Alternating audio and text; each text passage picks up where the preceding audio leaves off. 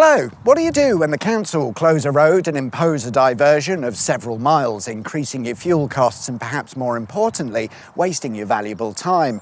You could of course set off earlier and just deal with it, or as it turns out, you could build your own road around the problem and then charge people to use it. And that's exactly what local resident and businessman Mike Watts did back in 2014. And today we're going to talk about it because it's bloody brilliant. My name is John. Welcome to Auto Shenanigans. Why not consider subscribing?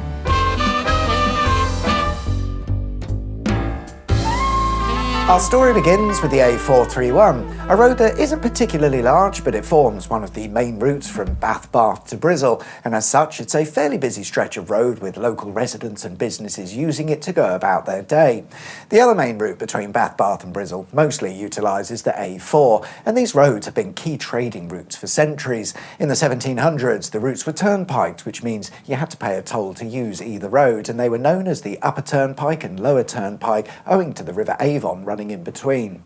And it's the River Avon that's the troublemaker. Getting a on with the video. In 2014 the river flooded, and that's fine, it's been doing that for a rather long time, and there are things like floodplains and whatnot, so no worries. Yes, worries, because early 2014 saw an unprecedented amount of rain, resulting in floods far larger than the usual. Flood detection systems recorded their highest levels ever, with Bath and Bristol ending up underwater. Along the river to the south of Kelston, a village on the A431, the floods caused quite a problem, where the excess water must have softened the ground or something, because once it had drained away, the land around the A431 started to slip. It wasn't noticed at first. It was only after a couple of weeks and a huge crack appearing in the road surface that led to the realisation that shit was about to get dangerous. The road was closed with immediate effect because the likelihood of it all collapsing was significant and the risk was simply too high.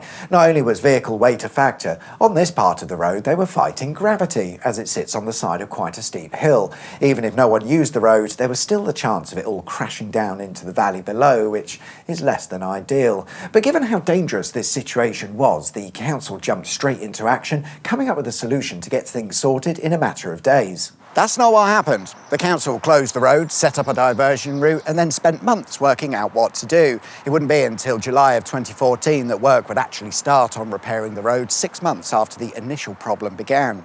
To fix it, they first needed to ship in 4,000 tonnes of stone and gravel to build a temporary platform to work from. They would then set up drilling machines which would drill 15-metre concrete piles into the ground to support the road or land. And don't worry guys, it'll all be done by the end of 2014, meaning the road will only be closed for the best part of a year. But that's okay, because a handy diversion route was set up taking you around the problem via the Lower Turnpike or A4. In theory, fine. In practice, an absolute ball or flapache. With all of the traffic running between Bath and Bristol squeezed onto one road, it turned what should have been a simple 10-minute detour into an arduous hour-long journey to cover not even 8 miles.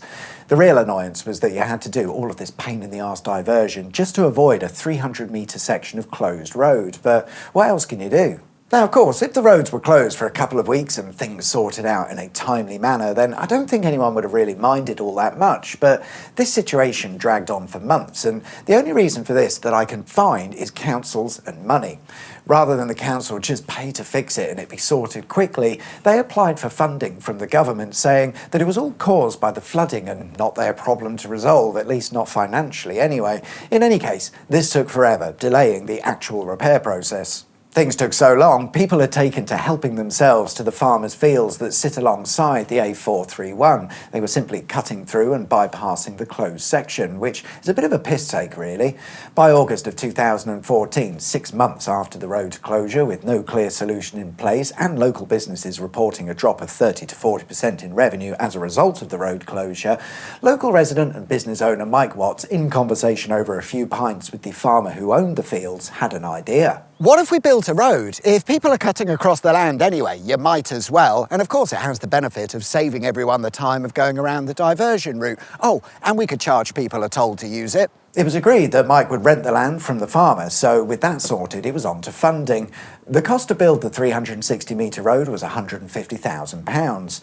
Mike didn't have £150,000, so he put his house up as collateral and borrowed the money, which is a bold move if you ask me, but fair play. But if it was as simple as that, which it was, why didn't the council look to build a temporary road for the duration of the works?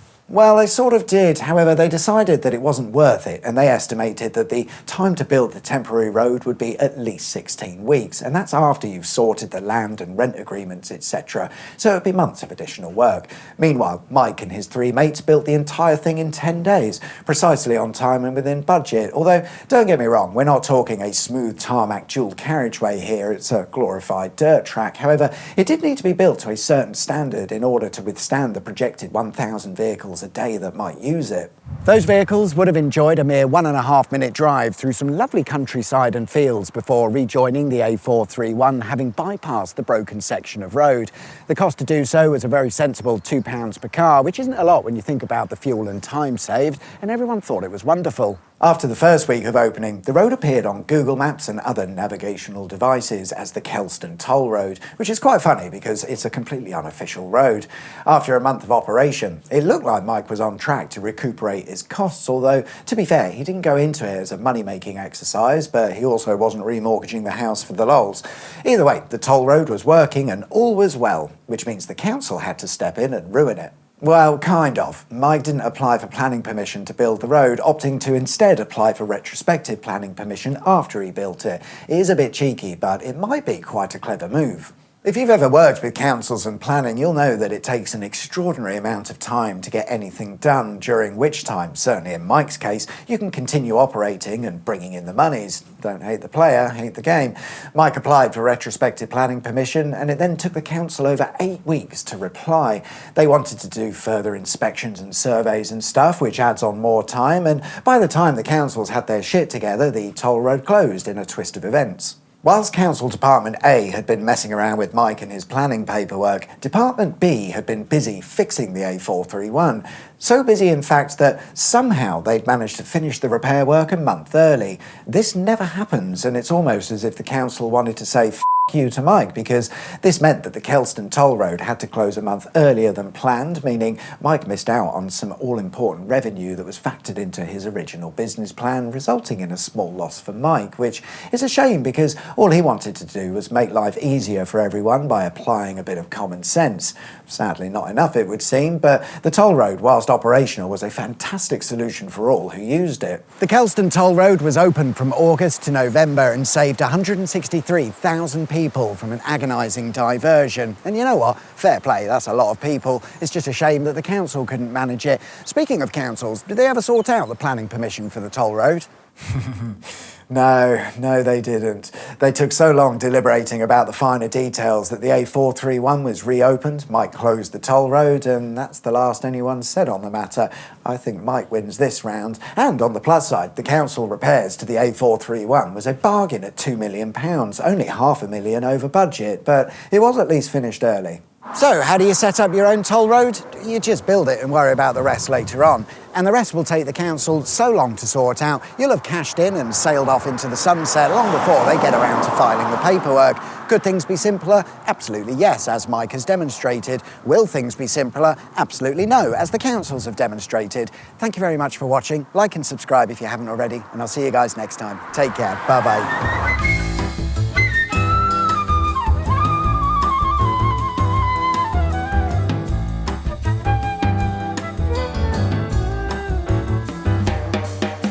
I've got concrete piles. Fuck!